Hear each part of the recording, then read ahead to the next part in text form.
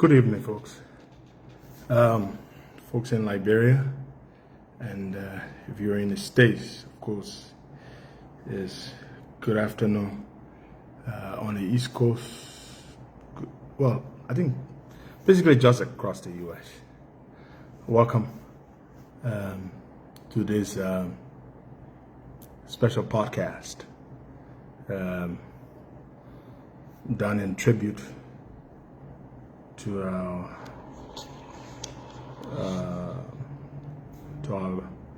our brother and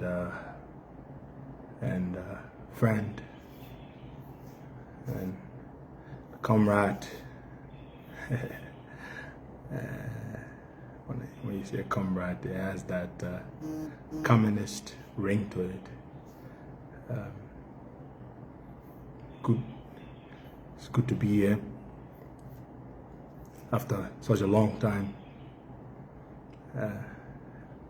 It's been a little over. It's been over a year. From time to time, naturally, of course, I would have those moments of nostalgia. You know, where you would sit back and I miss it, you know, but for the most part, I don't. Yeah, but there are times when you do something for so long,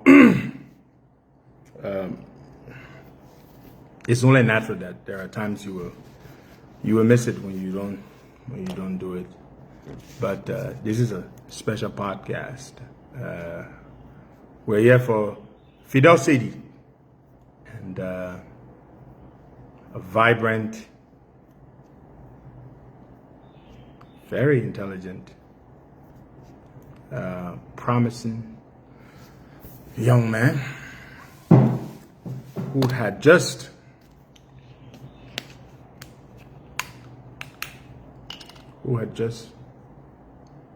started a family.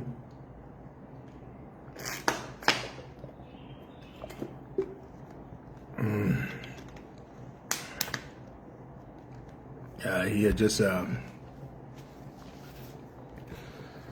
started a family, and now he's gone, you know.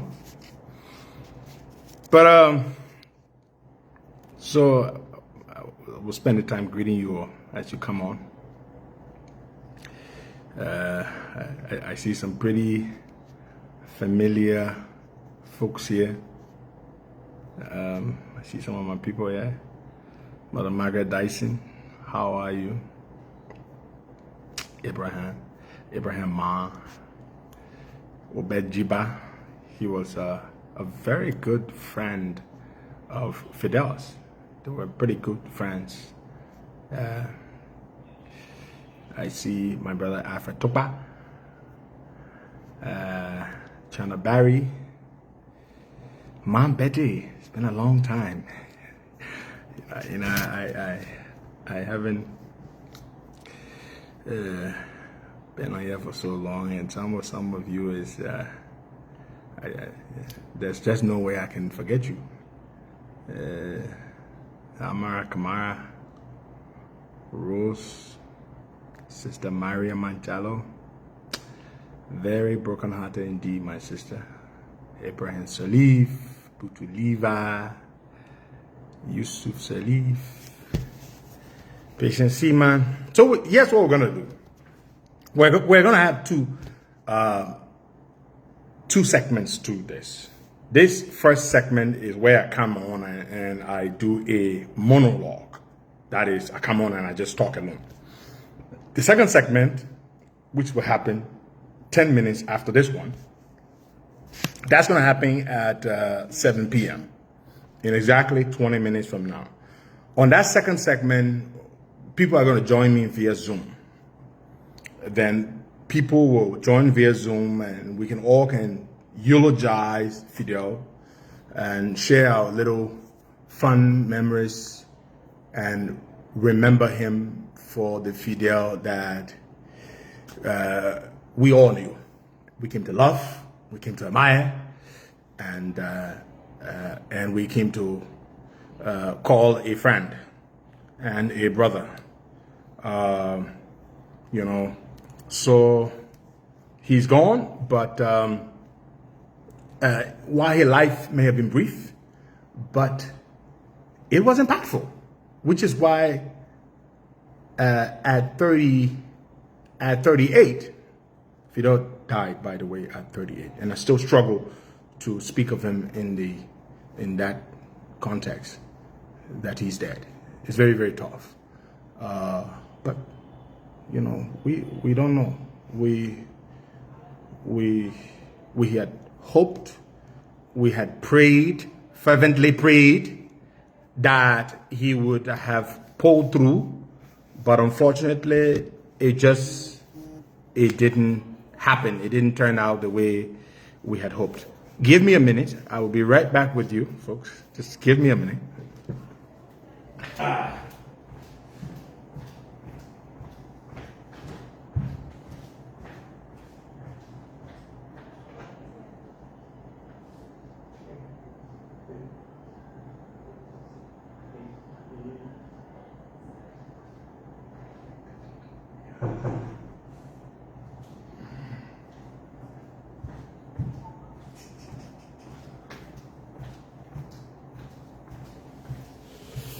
All right, folks, I am back with you. We've got almost 900 people here.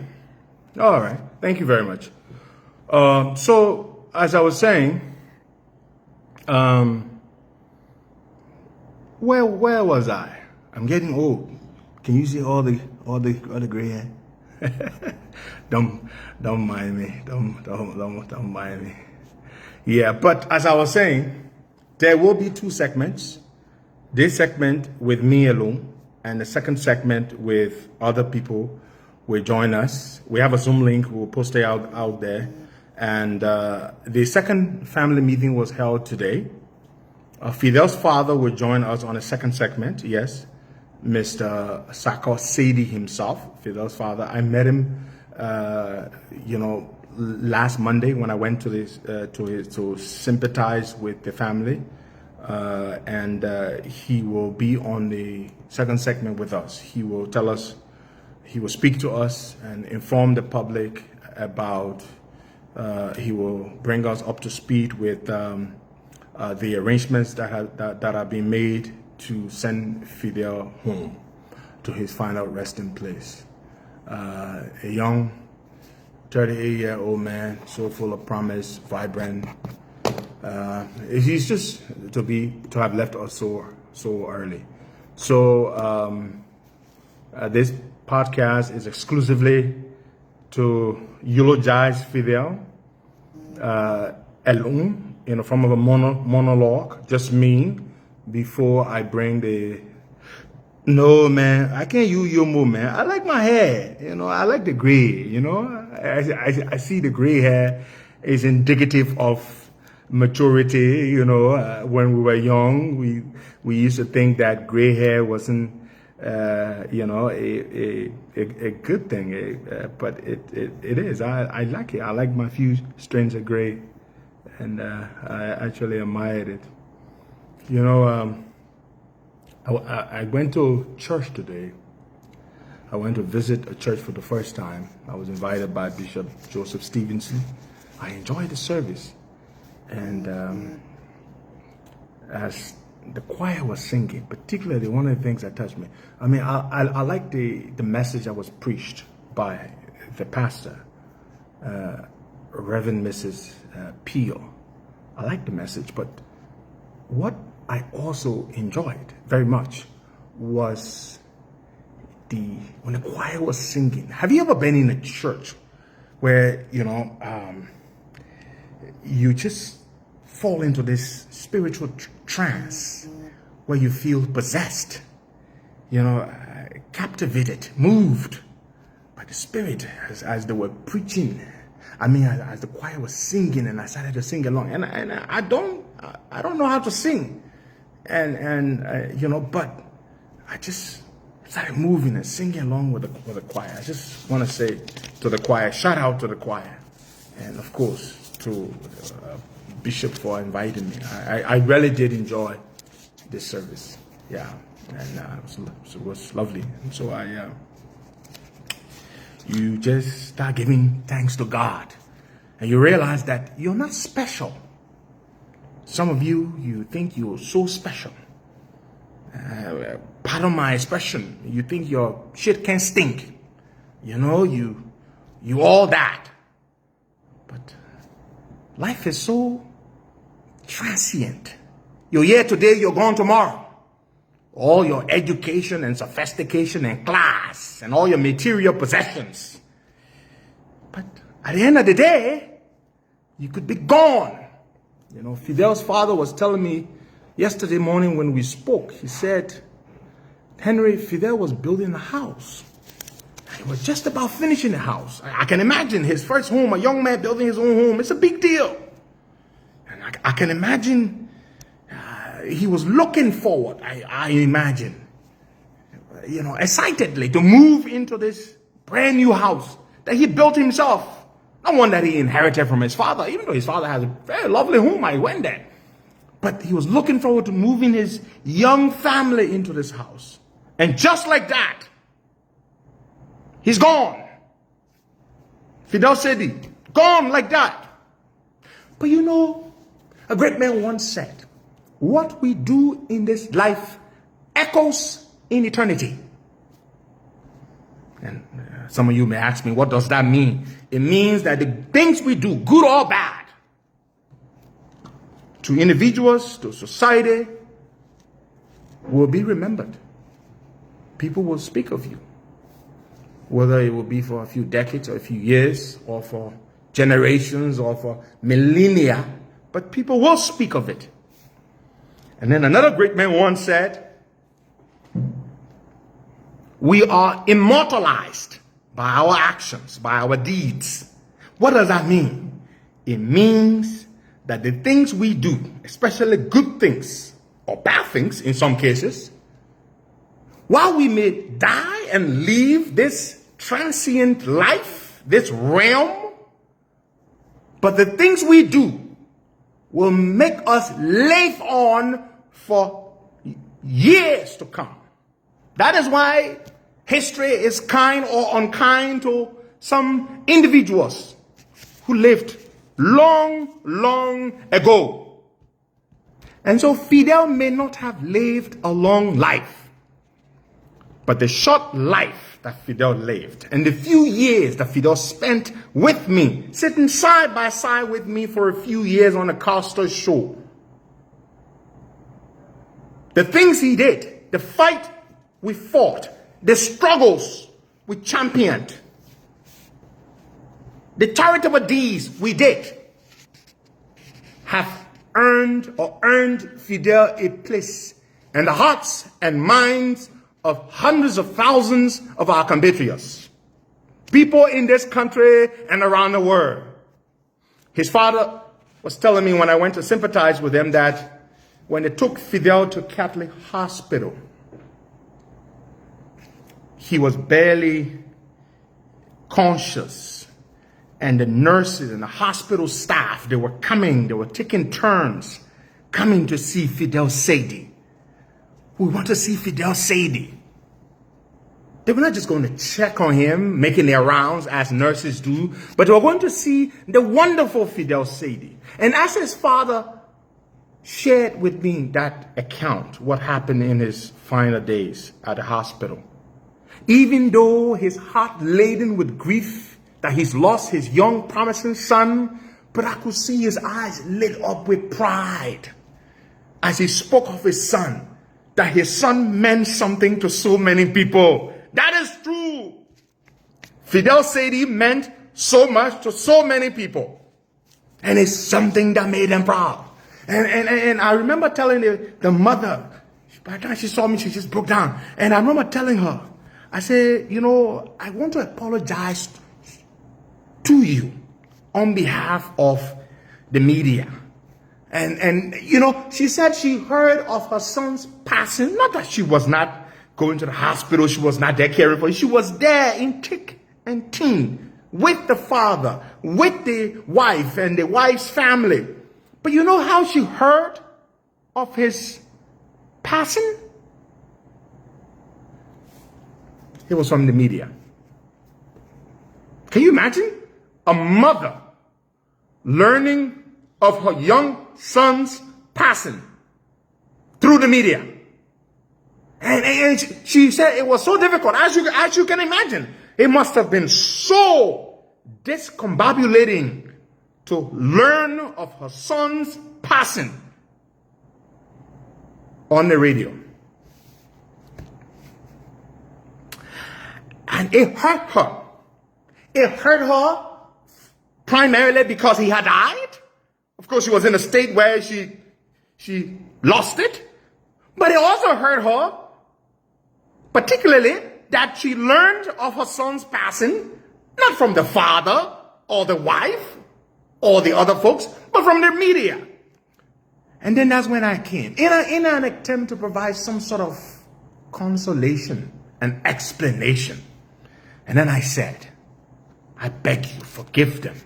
But your son may have been your son, but your son was not only yours. He was not only yours. Fidel loomed larger than your son. He belonged to the society. He belonged to the country. So they didn't feel the need to get your permission to announce his passing. He was a public figure. And I think she might have understood when I provided that explanation. How did I come to know Fidel Saydee? Somebody please be the timekeeper. We got 9 more minutes to go before I end this, and then of course start the second segment, which is when I bring folks on via Zoom. How did I come to know Fidel Saydee? So Fidel's elder cousins, well, his elder cousins were classmates of mine at Lord Carey. Fidel was 2 or 3 classes below us. And Fidel was very quiet. He was very shy. I mean, a skinny kid. Fidel remained skinny. Fidel never got fat. Good for him. He had great genes. When I saw his father, I could tell where he got the genes from. Yeah, he wasn't a fat person. But he was he was sprightly. He was smart. You know, and my admiration for Fidel dates as far back as those years at Lord Carey Mission. Then in 2014, after I left Heart FM, I started the Voice FM. After I left DJ Blue, my brother who put me on the radio, for which I will forever be grateful to him, whether it was a good thing or a bad thing, only God knows. Blue, whatever I am today, as far as this public figure, whether it's a good thing, whether it end good, that your fault. You pushed me to get on the radio. But after I left Blue, one day I remember I went to see Bob Ben, Honorable Yuri, and he took me fishing.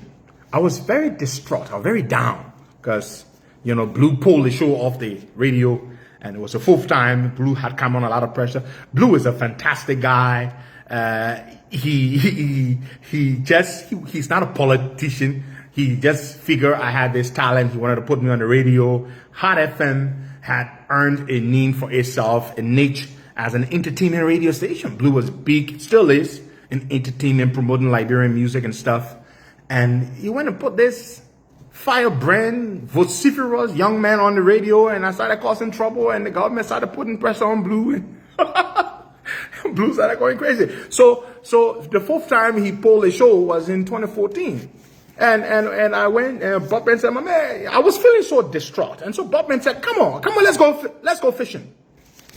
So I went out there to his property at Cardwell, and we got on the boat. And I was not interested. It was as if I had lost a loved one. It was as if someone had died from me, because it really was so much my passion, you know. So we got on the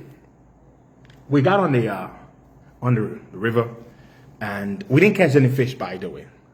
Maybe all at sadness and feeling of dejection. Maybe it scared all the fish away, but we didn't catch any fish that day. We didn't catch any fish. But then he said something to me. So what makes you think you can own your own radio station? He said, DJ Blue is our friend. He's my junior brother. We love him and all, but Blue under a lot of pressure. Blue is not a politician. Start your own station. I didn't think it was something I could do. It was start my own radio station. Are you kidding? I didn't think I could do that. But he encouraged me. He said, start your own radio station. He said, I got one old transmitter there. I got a building space I had just leased. I have just leased. I will give it to you. Get some equipment. I still didn't think it was feasible. Something we could do. To be honest with you.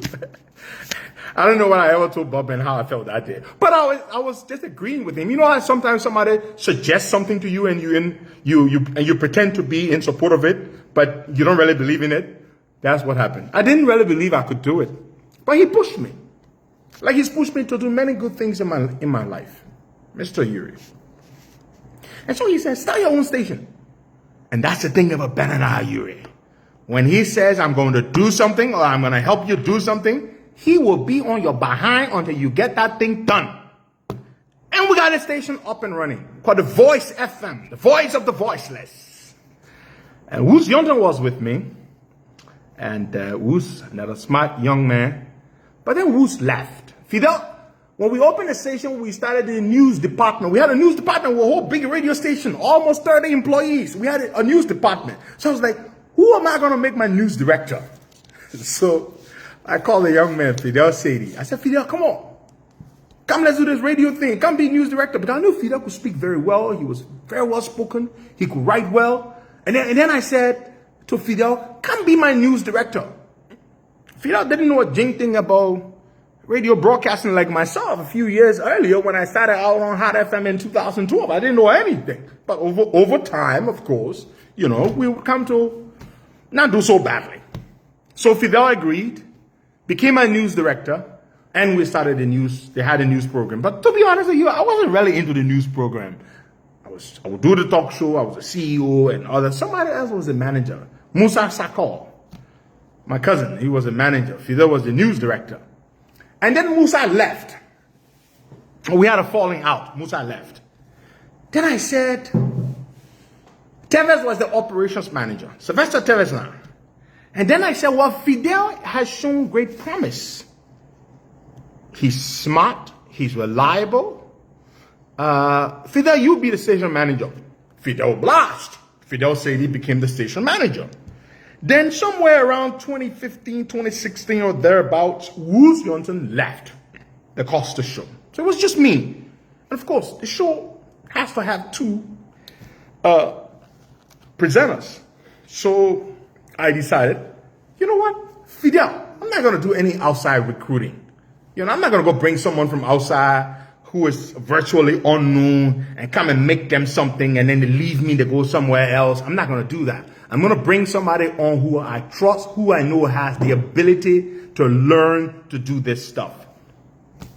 Then I brought Fidel Saydee. Fidel became my co-host. That is how Fidel became the co-host of the Costa show. So before Fidel became co-host of the Costa show, Fidel was news director of Voice FM for our news department. Then Fidel became station manager. Then Fidel became co-host. And while he was co-host, he served in dual capacities, co-host and station manager. And we did well. We didn't make quite a lot of money, but because a lot of people didn't want to know fault of Fidel as manager, it was not for the lack of effort that we didn't make a lot of money as a radio station. We were a particularly unique radio station. Lots and lots of businesses didn't want to do business with us because we were seen as the, quote, enemy of the government, unquote. So we were okay with it. We were willing to make the sacrifice. Those who want to do business with our radio station, who want to run ads, we will do that. We had 25 employees.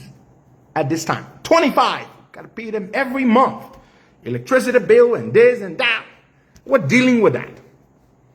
And so we were okay. We were a family. Then, of course, Fidel didn't have a car. And I was like, my station manager can't be with a car. Man, we got to get Fidel Saydee a car. I called Mr. Uri. I said, Bobbin, all open the car that you got there. I'm taking one. I remember, I think it was the Chevrolet, that small Chevrolet sedan. Which model is that? It's the Chevrolet. It was black. I remember that. Mr. Uri used to run U-Car Rentals. I believe it's been revitalized. So he had a fleet of different types of models and makes and models of vehicles. So I took one from him, the Chevrolet. Yeah. So I took one of those cars for Fidel. I said, my station manager has to have a car. Mr. Uri gave me the car, and I gave it to Fidel. That was Fidel's first car. You know, you can never forget your first car, right? You can never forget your first car. I can never forget my first car. Chevrolet Aveo. That was the car. Chevrolet Aveo. That was Fidel's first car. Courtesy of Bob Ben. And we had a fantastic relationship. Now, how did Fidel leave? Fidel never quite left. But he seemed to have left, but he didn't quite leave because he was still with us. The day the government folks during the CDC administration attacked our radio station, because a week earlier, exactly a week earlier, on October 3rd, 2019, when Justina Taylor was about to be arrested at St. Joseph's Catholic Hospital, and I was on the radio that Justina had an interview at the American Embassy to get her visa. And she was about to leave the hospital. And those you all can remember. Perhaps some of you have forgotten some of the things that God used us to do in this country. Of course, Justina. How can some of you forget it? And this person called me, and I took the call while I was on air. He said, they're trying to arrest her. She will not make the interview again today. I said, no way. When I hung up the call, I came back on the show. It was spontaneous. It was an act born out of spontaneity. And I was furious. And I said, this nonsense has to stop. I can't remember the exact words I said, but I was angry. And I said, I'm going to launch Operation Rescue Justina Taylor, just like that. And I called on the people. And I said, wherever you are, I call on you right now. Make your way to Catholic Hospital and provide human shield for Justina Taylor so that the government does not arrest her. Only God knows what they will do to her if they arrested her. And just like that, the rest is history. You all can remember. That was the longest running single edition of the Costa Show in the 12-year history of the Costa Show. That show lasted for 6 hours and 45 minutes. We spoke. We were as if we had fallen into a trance. We were possessed by anger, by compassion. We were pissed. And we wanted to ensure that Justina Taylor was not harmed. And I said, go wherever you are, make your way to the hospital. Fidel was on. I said, Fidel, open the phone lines. Let's take calls. These Liberian people, I was challenging the people. I said, we fought for you for years.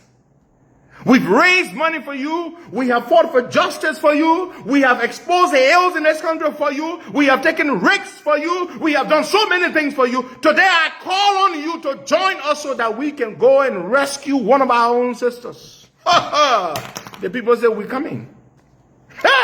They say, Pedro, we're coming.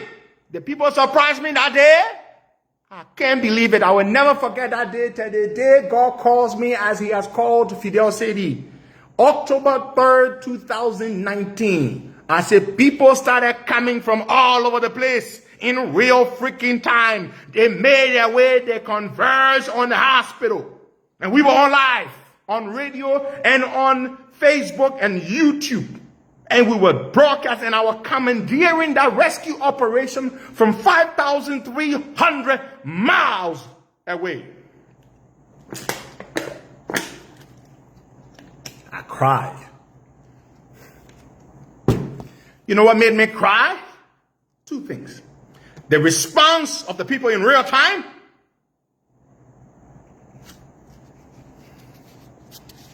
and the fact that people are often cynical and skeptical when it comes to Liberian people, that we're only passive, we only talk. But they didn't just talk. They came out. And yes, we saved the day.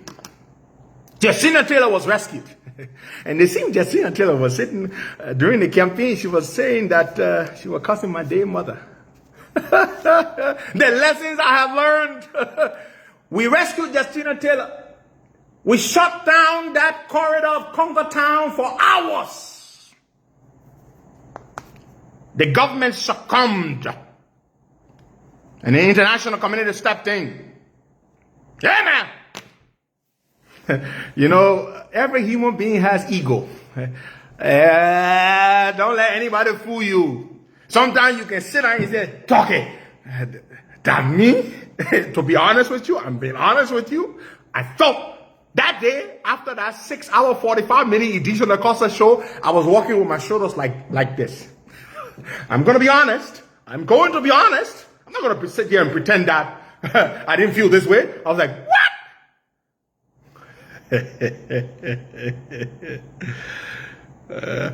I shall never forget that day.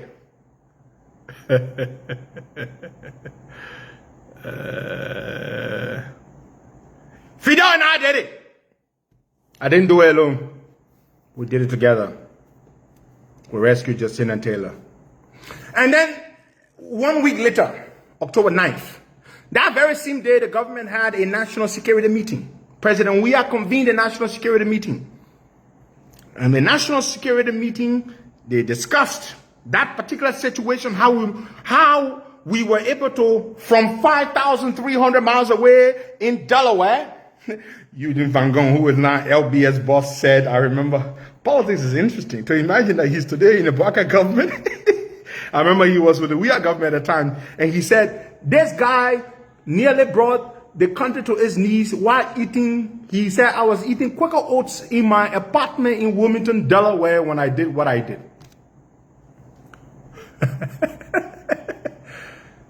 And 1 week later, October 9th, the government's decision that they had reached was that this guy, Henry Costa and Fidel Saydee, can no longer run a radio station in this country. They will bring this government down. And so, on that fateful day, this is how Fidel left the Costa show. Fidel and I never had a falling out.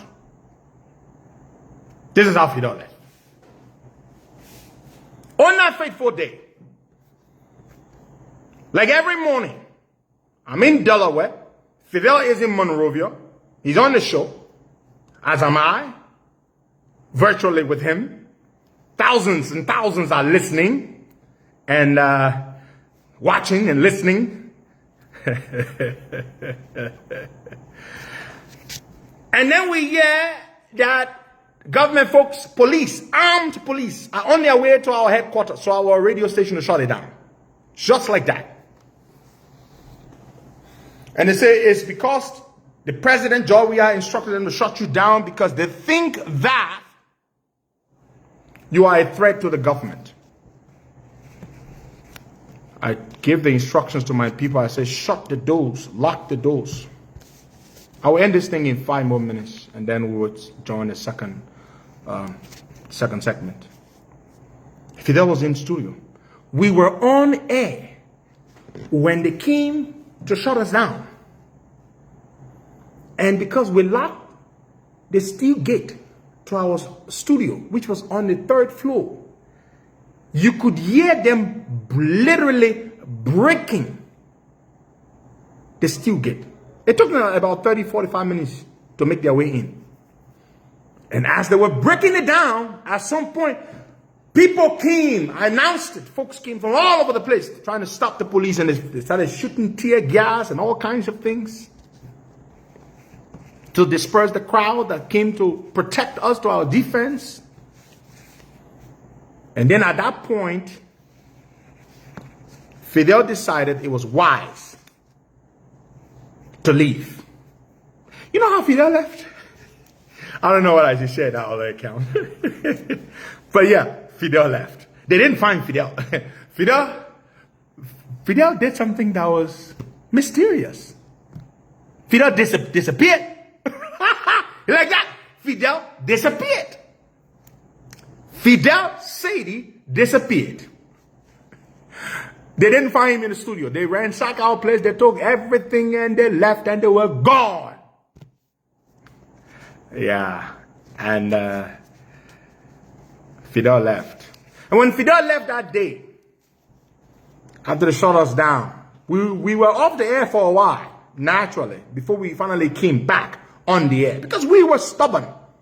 Very stubborn, as you all recall. So Fidel had to leave the country for a while. He was afraid because he was in the country and I was in the States. He had to leave. So Fidel went to Ghana.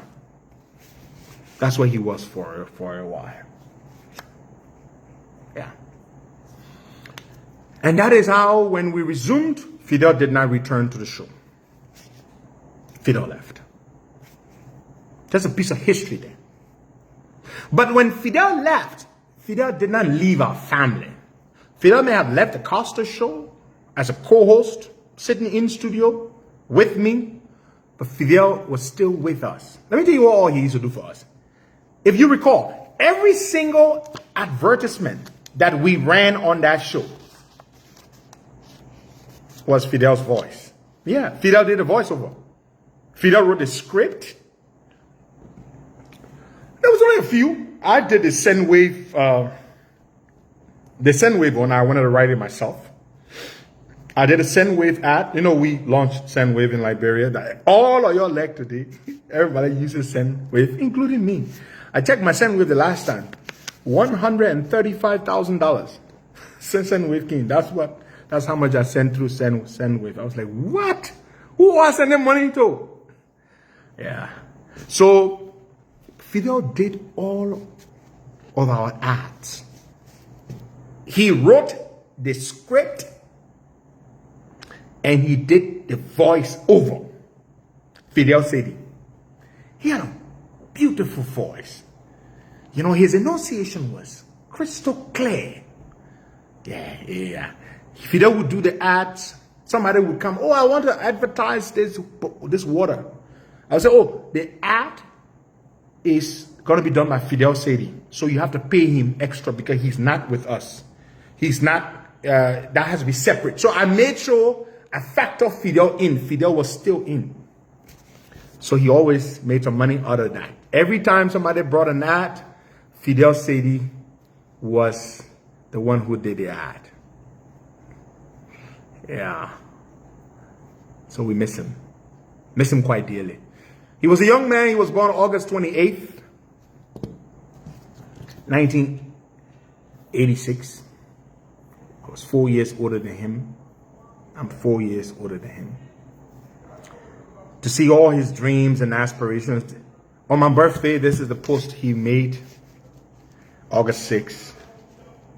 He said, and I quote, "You know the mutual feelings we share are inseparable. I wish you well, with many blessings at age 42 and going forward. Enjoy your dance." Then he put in the parenthesis, "that dragging feet dance." Parenthesis closes. And then he put LOL. They always tease me, I don't know how to dance. You know, we very tall people, we are quirky and clumsy. We don't know how to dance. But me, I can dance. I'm the only tall man you know that I can dance. I know I can dance. Nothing you will tell me will convince me that I can dance. Yeah. But they'll always tease me. And Fidel, like all of them. So we miss him. We miss him quite dearly. Quite profoundly. And we will always miss him. He left a young child, a young daughter, a young wife. The funeral will be on the 20th of this month. We're going to be there. During this second segment, we will be fundraising, the Costa Show family. All of you, a few people have already without even us asking, have taken it upon themselves to send contributions. Yeah, they just want to be identified. Not that the family asked for it, but we felt that we had to do something as a Costa Show family. So some people have already sent their money. The donations are not coming to me. They have been received. Only one person sent me her contribution. Sister Frances Power from, she's in Norway, right? Norway. Somewhere there in Norway. I think it's, Norway. You know, those Scandinavian countries can confuse me. Sometimes I confuse Norway with Sweden. But the rest of the contributions, the ones that have already been sent, went to my sister Winifred Johnson, who's on here. She's going to be on the second segment that we're about to start now. She will receive the contributions via Cash App and Zelle. And those of you who want to come on, we will have the phone here. You can call in and just talk about Fidel. Just eulogize him. Just remember him. Some fun memory you have of him. We don't mind you sharing it with us. And so we're going to do that. His father will join us, Mr. Saydee himself. He will be joining us on the show. On this special segment where we're going to be eulogizing Brother Fidel Saydee. Just heartbreaking. Deeply, deeply heartbreaking. You know, that we've lost Fidel Saydee. So young. So young. So so the second segment, that's it. Now, before I end this, to go on to the second segment, I just want to say a few things to those of you watching. I want you to listen to me keenly. I see a lot of you saying, "Oh, return to the show. We want you back." No. I am not returning to the show. No, I am not. You have to begin to accept that. I will return, but not on the show. But I will return, but not as a talk show host, not as your fighter, to fight for you, to advocate for you. Then you vote for other people. I'm not doing monkey where baboon draw anymore. One of the things I learned is that for years, people used us to get where they are. Yeah. Lots of people used us. And I'm tired of being used. I can't. So right now, my energy has been focused on myself, to build myself financially. I'm building wealth. I'm looking for money. Money not like noise. The money I'm looking for, when I start talking now, they call me here where I fought for from beginning all the way until I left. The way I left, you will see, they will turn against me. I stay out of their way. I do my private business. Let them do their thing. And you know me. The more what God gave me one open agenda, that so bazooka and GNG and P52, I'm not doing it. I'm not talking. And I won't be in their wahala. And I won't government job. And I want nothing from them. Nothing. I heard somebody say somewhere. A couple of people have said it. Some of you might have read it somewhere. Somebody said, Costa, a little government paying Costa good money, so Costa can just be quiet. Pay me where? What? I beg you, yeah. I beg you, yeah. I quiet by myself. And I won't talk in nothing. I would say something to you. One big hell of a politician called me the last time. They're not small, big, but big. Y'all know who? He said, my man, why you not talking? I say, I'm not talking. Why? I say, but why you can't talk? The next day he said he talk. He called press conference. Y'all know who? I'm not calling me. That me on talk. So my business are doing so I can be enemy number one. If I'm not tired of being hero. No, I will come back. When I come back, what life? It will not be easy. But I'm not coming back to come fight, government, to be fighting. So I'm not mandingo drum. That mandingo drum, one man can hold it, the other man be beating it. No. They pele Congo ball no book. people use us too much. John Brown said they can't raise money. The other politicians will do this one, will do that. What? We need to explain. Y'all know what we did. I'm doing it no more. And we owe nobody any apology. I can see some people, I just want to use the opportunity to clarify a few things. Some people say, oh, you need to apologize to who? You know what they did to us? Somebody should apologize to who? And I apologize. I don't owe anybody to come here and say, go public and say you're sorry. For what? I'm not. I beg you, yeah. Let's put on the scale. What you did to me versus how I reacted. They say, don't blame the play. You fell down. Blame the play, you stormed me too. So, you leave me alone, yeah? I am not coming here to talk for nobody. I see someone else say, oh, the government, some of y'all already crying. Oh, Pedro, when you start talking, talk for who? Who am I talk for? Especially some of y'all who voted for the government, and y'all want me to talk against the government. Me, I'm not talking against government. So all the politicians can sit down and they can reap the glory. Pedro Obi and Mike, he talking, then all of them can say, yeah, I'm not talking. Those of you who voted for the government, you deal with the government. The other people on the other side, anyway, I want to do it at your business, yeah, and I get time. Oh, Ben Sevi is there talking, but you know me. I'm not talking for nobody. I'm looking for money. The only thing that's important to me now is family and money. Shangao. Pele man say Shangao. I do my private business. I wish the government very well. When the government succeed, that A. When they fail, that their business.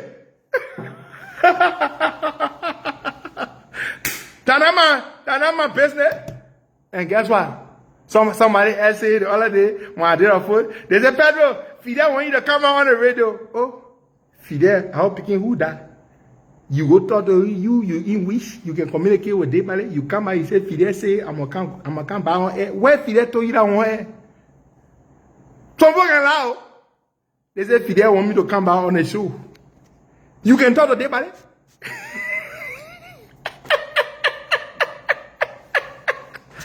You better leave it. Fidel told me, say, Prabi, leave the politician down. Focus on yourself. Focus on yourself. I'm taking Fidel advice. Now the last advice Fidel gave me. Focus on yourself. Right now, the people who love me, the people who care for me, the people I focus on. And to the Liberian people, all of you who love me, I tell you thank you. I go out everywhere I go. The love I get from the people. You know, I learned plenty of things. 2023 was my best year and the worst year. But the time it was happening, I was thinking, say that was the worst year.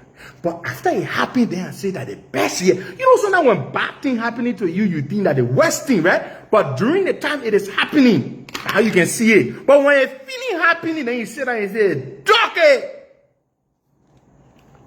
That one, you see that one when the old people say, every disappointment is a blessing, so now you can understand it. You see, when the gray come in, the wisdom come in. Yeah, but I ain't got time for government. Y'all do your thing, yeah? Unity Party men, y'all do your thing. Rescue people, y'all do your thing. I ain't got a problem with y'all. I got plenty of my men in there. Rescue. I ain't got time for them. I'm not opposition.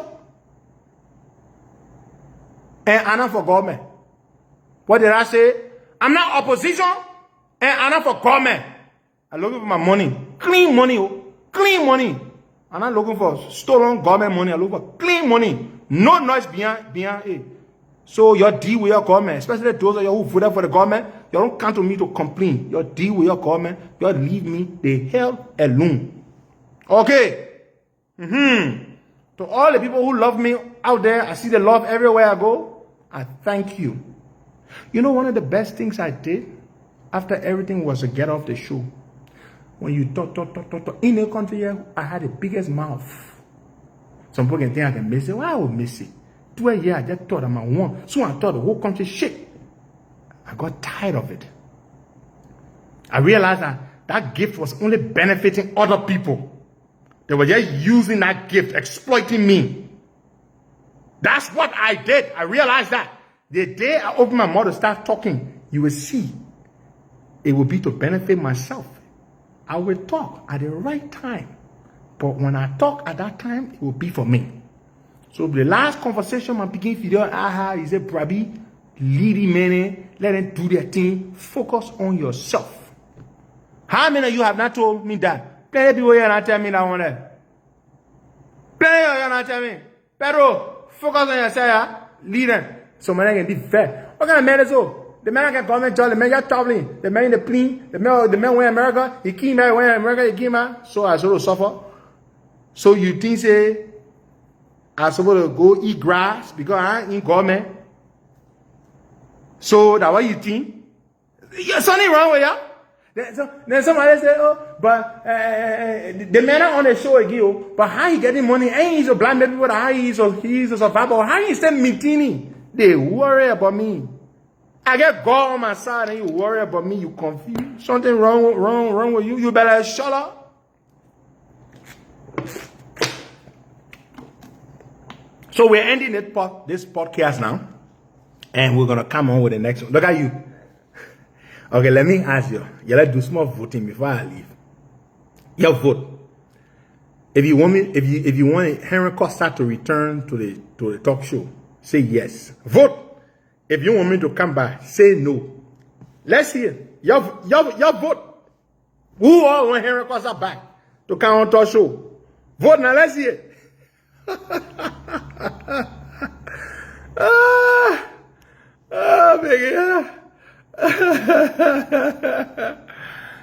Those of you who really love me, you will not want me to come back. Because they muff what I get.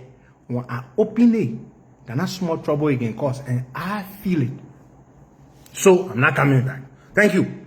We're going to end this podcast now. And then we'll come back with the second edition, second segment, which is with folks will come on with us.